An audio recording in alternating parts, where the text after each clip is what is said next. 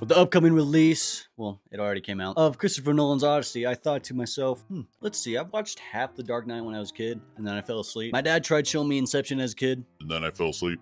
And I watched Interstellar because a girl said, oh, it's so peak. Oh man, it's like the greatest movie of all time. And it was overrated. And that about wraps it up. Yes, I have seen the entirety of one Christopher Nolan movie when I wrote the script. But today, this jackass has seen all the movies. And I gotta say, I thought Christopher Nolan was overrated because I thought Interstellar was overrated. So I rewatched Interstellar and watched all of Nolan's movies. And I gotta say, Nolan is definitely popular for a good reason.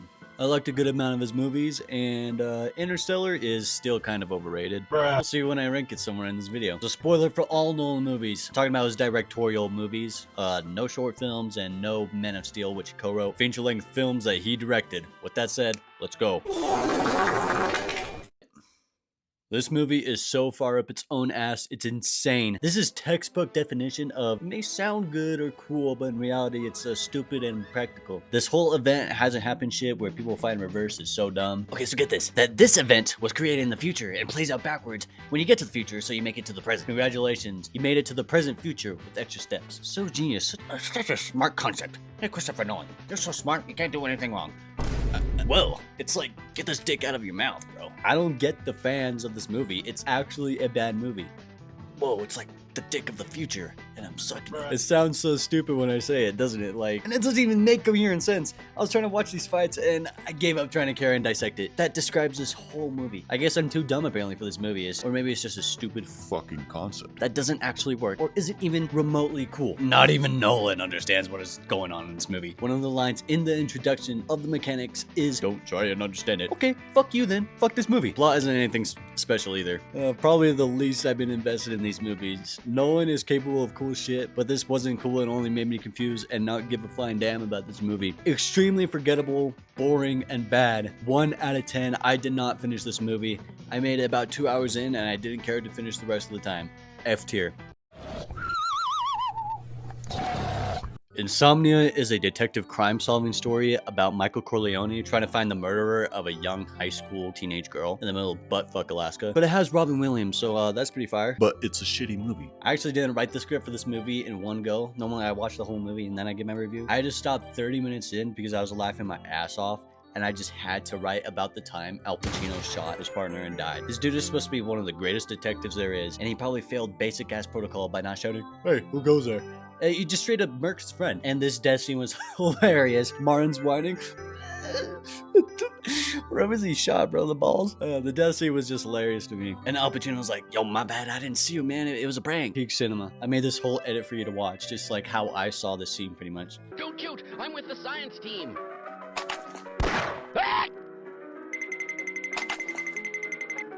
Oh no. Oh my god. Duh. Now, I spotted inaccuracies with the guns in this movie that shouldn't be passed by and totally ruin the story. But it doesn't really help that this movie fucking sucks anyway. So I won't go into this sped rant, even though I want to at the deep of my heart. But, you know, I got a video to make and, you know, I don't want to hear you. Oh, you see, the bullet was actually...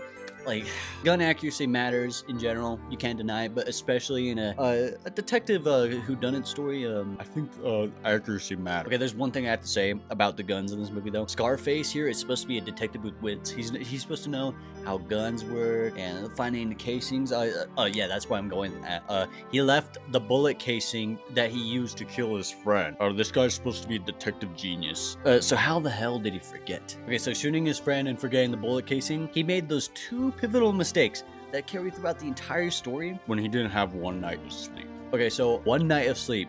Just drank a Monster energy drink. Even if I didn't have a Monster after pulling an all-nighter, I wouldn't think to shoot my friend. I wouldn't fail to operate basic duties. Okay, so if he actually didn't sleep for multiple days on end, like the title would suggest, Insomnia, and then he accidentally killed his friend and left the bullet casing behind and had to fabricate the lie while being sleep deprived, that would have been a lot more interesting. Also, the editing in this film is abysmal. The Insomnia hallucination sequences are understandable, but the crime and gunfight scenes, it's just like boom, boom, boom, boom, boom, boom. It's so bad. The first 30 minutes is so bad it's funny and good, and then later on it just gets so bad it's infuriating, and I didn't want to watch the movie. But unlike the previous movie, I dragged through it, and at least I got some resemblance of entertainment from this movie.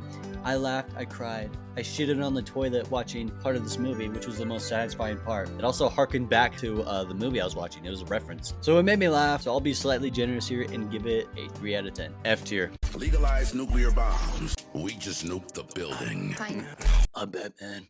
Fuck nuclear physics. This movie definitely took Batman off the rails. You know, the first half wasn't too bad, but the second half was so goofy and stupid. So Bane isn't even a jacked up steroid genius. He's a man with an asthma mask who gets super lucky because the writing is goofy. Bane low-key sucks in this movie. This is not a good Bane. The twist villain chick sucks as well, but seriously, the plot of this movie is Bane will make an anarchy out of Gotham and then decide to nuke it in due time for Batman to escape. The opening sequence was so dumb as hell too. It made no sense how the plane hijack worked. What if Bane just got murked right there? Did he not think about that? Seriously, this movie's writing is so sloppy. It has a good message of not forgetting what lows Batman has gone through and to push himself back up. But with how this movie went, it was just so dumb. I didn't even realize this guy was Robin until they just called him Robin. Pretty bad Robin. Anne Hathaway is a pretty solid Catwoman. Cute little butt. She did good. I need my Catwoman to be more sexy, so that way I could really be sold on a character. She was badass on the motorcycle and pretty sexy there. But with the whole writing of this movie, these movies always had mass stakes involving the whole city of Gotham. The first movie was the Scarecrow was working with the Shadow League to bring fear to the entirety of Gotham in the first movie is goated. The second movie with Joker causing hijinks to bring people into madness is also goated. But Bane just taking up and over and arming a nuclear bomb is kind of mid and way over the top. Batman faking his death was goofy. I'm Batman, I can survive nuclear bombs. Fuck you, Oppenheimer. Yeah, sure, Batman had prep time or some shit. Also, I noticed how with each movie, Gotham gets a new look. Dude, Gotham looked perfect in the first movie. Dark and, well, gothic. Now we are just in fucking New York. This just feels like less of a Batman movie as well. So, what do I think of this mess? I give it a 4.5 out of 10. D tier. Nolan's debut film is pretty solid to say the least. It's about a man who is a writer with a creative block who follows people to come up with new characters or stories. As a writer myself, totally understandable and I perfectly relate. Yeah, I just love following women down the road. With a budget of only $6,000, damn. This indie flick is pretty tame of what it can do with its limitations. So I'm not going to be harsh on the film's lack of outright violence, but this god-awful music choice, man. Seriously, this soundtrack sounds like John Carpenter's Halloween, but if it was fucking awful and was in my ears. I would have preferred silence, honestly, so that way it can keep the tension on the burglaries and, the violence and the characters' work and not sound like fucking cats dying on chalkboards. But I don't really care for the characters in this movie. No proper investment in any of these characters. Like, why do I give a damn about this writer who just follows people like a creep? Like a weirdo? Like, what the hell is he doing there? Seriously, we just get placed into the moment of his followings. He says he gets bored, but I wish I saw that progressive boredom of him, turning to a stalking burglar. Into a stalking burger. A stalking burglar. My fault. And the behaviors, and then when we meet the other burglar, the main guy. Whatever. The only, interesting moment I felt was at the end when everything wrapped up and a character got set up. It's a solid story, pretty smart, but I just didn't really feel all that invested. I don't really plan on revisiting this film in the future, but you gotta give it hands for what it does with its budget and what it brought us. I give it a 6 out of 10 for $6,000. High C tier. Legalize nuclear bombs. We just nuked the building. This movie is long as fuck. This drama biographical film of Robert J. Oppenheimer, the man that brings the boom. We bring the boom! Now this movie has dramatizations, as you would imagine, sometimes with great succession, sometimes with a bit of a distaste in my mouth. The sequence of events is properly displayed in this movie and how it affected the world. It is based off a real story. It displays the scare of nuclear weapons super well and the anxiety and guilt that Oppenheimer feels and the people trying to stop him from stopping the world dangers of the creation he made. Is that even a coherent sentence? No. When it tries to be a drama movie more than a biography, man, it fucking pisses me off. The worst scene by far in the movie is the sex scene between Oppenheimer and that one depressed bitch. The thing I hate about this scene is where Oppenheimer gets his "I have become death" quote. So here's how it went. This chick is writing Oppenheimer and she just stops and is like, let me go through your books. Oh, there's this one. Oh, there's this page. I'll read this specific quote. And he's like, I have become death. And it's like, wow, that's very kinky. Don't you love it when your girl is writing you and then she just stops and like grabs a book and makes you read? Seriously, why couldn't it have just been a scene of young Oppenheimer reading the book and mumbling the quote to himself in interest and then having this affair situation later, because this is an affair. I like the separation of his work and his personality, how it's kind of highlighted, and how later on it became intertwined as the man he was after the atomic blast. Although it seemed to me he was already kind of anxious and, you know, different before he even worked on the project. I don't know if that's Cillian Murphy's performance or what Nolan wanted with his character direction. I felt it was a little off. I like Cillian Murphy. I think he did a good job in this movie overall, but it just felt not progressive and static. The first half of this movie feels a bit of a bore and played up to my Gen Z mind, but I like presence and patience, Max. So like, even if I get bored and question if a movie needs to be 3 hours long, then you know it's not doing enough with its time. It's bloated. The second half of the movie is pretty good. How his life became afflicted, his personal change on guilt and pain, the Oppenheimer we have seen from that famous NBC interview of his. This is where the dramatic elements work, how he felt from what it must have been like to make such a monstrous device. The Trinity test scene is phenomenal in emotion, and the silence of the witnessing of the test is the defining moment of this movie, as it should be, as it was for the real-life Oppenheimer. But the explosion didn't really feel realistic to a real nuclear bomb, kind of a fart. Still a good scene, but I feel conflicted, because the movie is definitely good, I suppose, but this movie is kind of a double-edged sword, but the good side is overall slightly sharper and stronger. I want to preface and say that this movie's ranking has been the most afflicted by my taste. To another's taste, it's probably a masterpiece, and I can understand that, but for me, I'd say a 6.5 out of 10, high C tier, above following. I already made a video on the Odyssey, so if you want to see my thoughts on the movie, it should be right here, I think. So go watch the review and then come right back to this one. It's only like 3 minutes long, but for my ranking, it gets a 7 out of 10 and goes into the lower B tier. So next one. Brother, this guy stinks!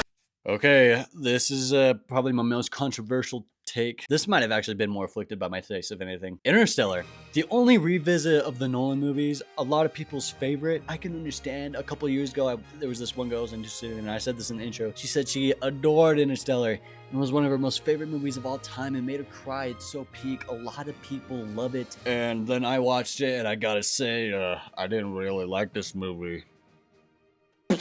So upon rewatch, I gotta say, perhaps I treated this film too harshly. I was pretty poor at writing back then, and now I am a lot better, you know?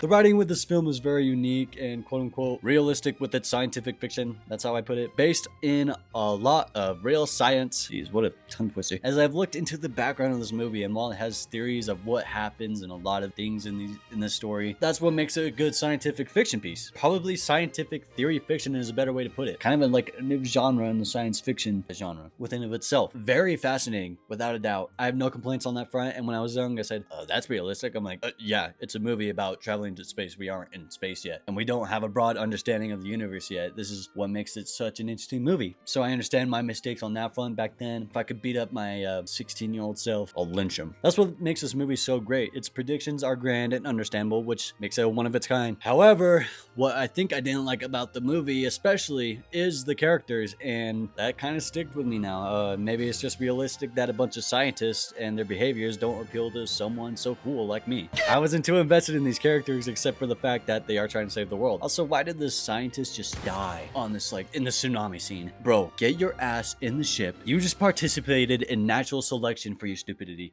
You know what? Let me go on a round about this one motherfucker. Doyle, bro's got the survival instincts of a rubber band. Dude is the first person to win a Darwin Award in space. Bro looked at the wave the size of a mountain and thought to himself, he should just have a finger up his ass. You are trying to save the fucking universe. This guy is one of the most important people on Earth to save Earth, and bro doesn't even have the instincts to save his own ass. Just for that alone, this movie suffers a whole point of loss to 9 out of 10 because it made me so furious, not in the good way. Anyway, yeah, I don't like Bland or whatever her name was by Anna Hathaway. A very forgettable character. But why did man straight up try to murder Cooper for no valid reason? It's kind of bad writing in that part, I think. He might be crazy and isolated on a planet alone, but dude said he didn't want to be exposed as a fraud, so he had 3 options. Okay, so 1, not fake planet results and accept his death like anyone with a fucking brain would realize. You'll probably die going to space and accept his death like a man for humanity. 2, supposedly murder Cooper and come back with no one else and say it's a coincidence, including the old man's daughter, Bland. So honestly, he might be a hero for that one. But at the end of the day, the rest of the events wouldn't have happened, and he would have ended the world, ruining his reputation if he would have had any at all. And 3, die trying. Well, that happened. He died trying to going back to Earth. I seriously hated the man sequence. I only felt as though man's point of character was to raise the drama and to force the situation of Cooper going through the black hole. You know how it should have been written? Because they fucked up on the first mission. The fuel losses were larger than they ought to be because they spent so much time on that planet. Okay, so they see man still has a signal. They go to that planet, realize man was dead, and find a recording of his desperation and sorrow for sending a false signal after finding him dead. That would have been better. So they have to go through the black hole to try and get the equation and data to Earth and hope for one final gamble to save humanity. Instead of the shit where man ruins everything and blows shit up. Seriously, pointless drama. It bloats the story and I stand by that. But once Cooper goes through the black hole, it's a fucking insane sequence. It's awesome and it's cool as hell, obviously. Really trippy, really pretty emotional. But man, this movie has like one round of replay value because sometimes it's just kind of a drag to sit through time and time again. But because of the previously mentioned bloating, not on top of the brother-sister drama between Murph and his brother, it's just pointless. It was bloat. This movie didn't really get me in the feels too much either. The future message sequences where they get back from the first failed mission is pretty sad, and him watching himself leave his daughter is sad as well in the black hole. But everything else I just felt blank. Could have trimmed some fat. Overall, I give it a 7 out of 10. Hate me for saying that, but I feel it's still overrated. But it's still a great movie for sure, unlike my previous distaste. Give it a B tier. Dunkirk. Dunkirk is a World War II movie based off the Battle of, you guessed it, Dunkirk. This movie's pretty good. The historical battle for the British and French to fight off the German forces on the Dunkirk beach and the town. The story lets it show itself instead of telling, which I really appreciate. War doesn't need to be expositioned, and I think this movie could have done with the R rating, honestly. I don't think war movies need to be watered down at all, or should they be? Don't get me wrong, this movie is intense. The violence is toned down more than it should, but I am a sucker for messages about human resilience. This movie does feel very hopeful towards the end of the movie. It's a great movie and it does justice for the battle, just not getting to the top tier because it wasn't anything too much to write home about like the next couple of movies. I'm gonna give it an 8 out of 10 going into A tier. Didn't you know, Darkknight? You can't fight fear. This is my first time watching Nolan's Batman movies, so I watched every other movie of his and then I started watching the Batman trilogy and I think that was the best choice. I was excited to say the least. And I think the hype was well worth the squeeze on the first two Batman movies, obviously. The third one, not so much. Kind of made of an ass out of itself. A great introduction of Batman, his origins, and an original story of how he learned his martial arts. I like the whole setup of everything involving Batman and Commissioner Gordon. No complaints there. What I will say is the villains are just a little tame in this movie. Cillian Murphy as Scarecrow is a pretty solid cast choice, but he's not the biggest baddie of this movie. And the Shadow League didn't leave much of an impression either. I do love Liam Neeson being a teacher of famous protagonists of the 2000s from Star Wars to Batman. Except this guy leads a secret society to destroy civilizations instead of a major society trying to protect civilizations and cause the downfall of civilization. The plot of scaring the entirety of Gotham with fear gas to the point of chaos is such an awesome plot, and the action is phenomenal for sure, which makes me excited to see Darkknight for the first time, and it's definitely up high, which yes, it is goated, so we'll talk about it when we get there. Good Batman origin story. It gets an 8.5 out of 10 and goes into the A tier. Oh, isn't that cute? Little bat's a-sleepin'. Someone finish him off. The Dark Knight, the big boy of Nolan's filmography. People say this is the best movie of Nolan's, and hell, perhaps one of the greatest movies of all time. But ladies and gentlemen, this is not his best movie. I know. Sorry. It's a great movie. It wasn't a 10 out of 10 though, but it's still phenomenal. Heath Ledger's Joker is the best part of this movie, obviously. The praise is well deserved, may he rest in peace. It felt as though the Joker was actually forced to be reckoned with. I was on the edge of my seat trying to figure out how Batman was going to be him. It was constant chaotic action because Joker's deceitfulness is perfectly portrayed and written in this story, along with a phenomenal performance. A great plot and perfectly chaotic, so why is it not a 10? Two-Face. Just the setup. But it's true. I get how he became insane. A man with a strong sense of judgment, having what he loved most taken from him, and now wants to inflict pain without disobeying his sense of morality. That's Two-Face right there. I just felt his transformation was like a snap rather than a gradual progression. This movie's chaotic nature wouldn't allow for him to develop naturally, unfortunately. Hey, it's me from editing. I actually know how to fix this and how this 1 5-second clip would actually make The Dark Knight a 10 out of 10. I'm Two-Face now. If they included a clip like that, that would have made it a 10 out of 10. Just him in the hospital deciding if it's on the good side, he'll die in the hospital. If it's on the bad side, he'll embrace Two-Face, actually putting it up to chance for once, and allowing his morality to change that way to embrace his inner darkness, all within a flip of a coin. And that could have been an instant transformation right there. But because of that, I just didn't really buy it in the movie. If they included a 5-second clip like that, 10 out of 10. And would have been in 3rd place, but it's in 4th place, and I think it's just a little bit lower than the next movie. This movie's chaotic nature wouldn't allow for him to develop gradually, unfortunately. I still think he's a good movie villain.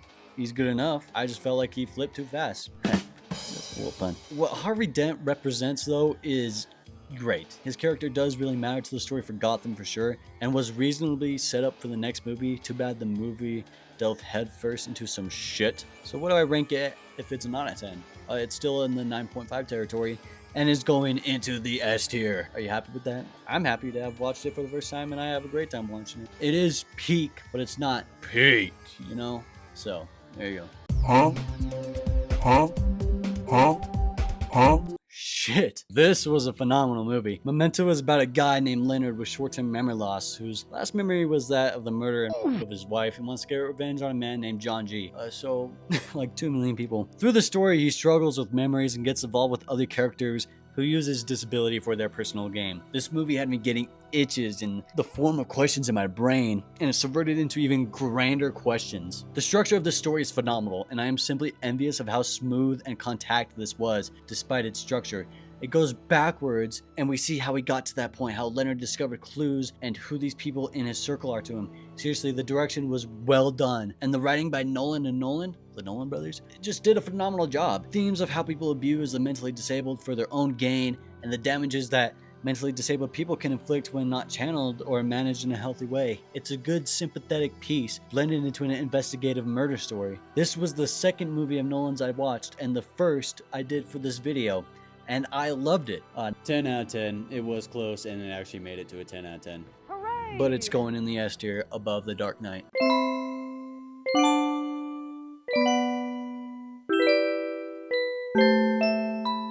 This movie is also phenomenal. The science of the subconscious and psychology is something I'm very interested in. As a segment with dark psychological manipulation tactics would be.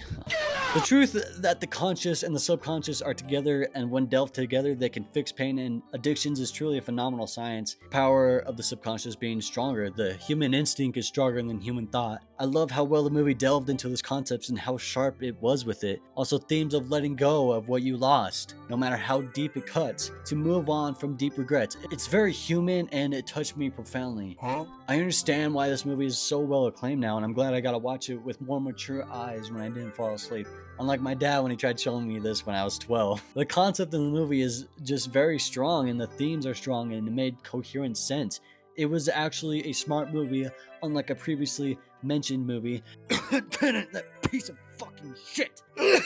This one is a masterpiece. I love how other people like chemists and architects play a role in the world of dreams, from maintaining states and designs of worlds, the power and the function of the brain and the conscious. It's genuinely awesome. I love this like everyone else. I have a rough time between this one and the next one being number 1, but it's really close. This is, in my personal preference of the ranking, I think Inception is the best Nolan movie, but the next one is my favorite. This movie does earn 10 out of 10 S tier. The Prestige. Now, when I looked into something about 2 magicians trying to butt heads in their industry, I didn't realize it would be 2 magicians trying to murk each other with their magic tricks. So needless to say, when I saw the gun scene when Hugh Jackman attempted to murder Christian Bale, I knew I was in for a treat. Can movies simply not be this cool anymore? Just 2 magicians beefing it out with each other, trying to kill and ruin each other with tricks, with their geniuses and knowledge. Just 2 masters fighting it out and having the most pitiful beef. It's actually goated. And David Bowie is playing Nikola Tesla. A star cast that actually works so well with the roles. This movie had me smiling and had me laughing and feeling all good inside when seeing them suffer.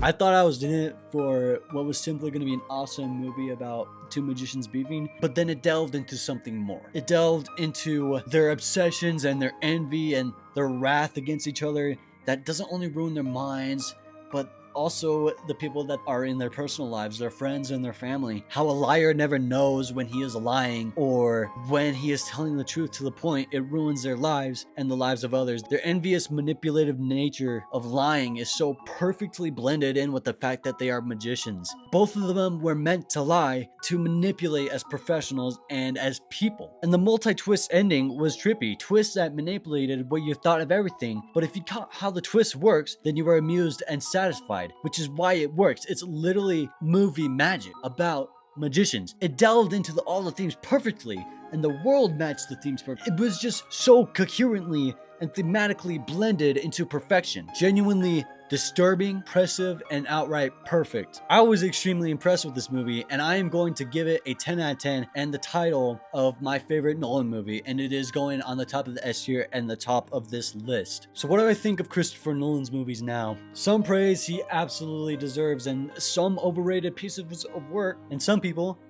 need to get Nolan's dick out of their mouth with some of his movies. Overall though, I think he is a good director, but not everything this man touches is top tier work like some people glaze him for. Overall, he is pretty good, and when he knows what he's doing, he does it well. Well, with that said, let me know your ranking in the comments down below, what you thought of my ranking, and if you like this video, like it. If you liked it even more, subscribe, and more reviews and writing advice and rankings are coming up. So I hope you enjoyed the video, and peace out.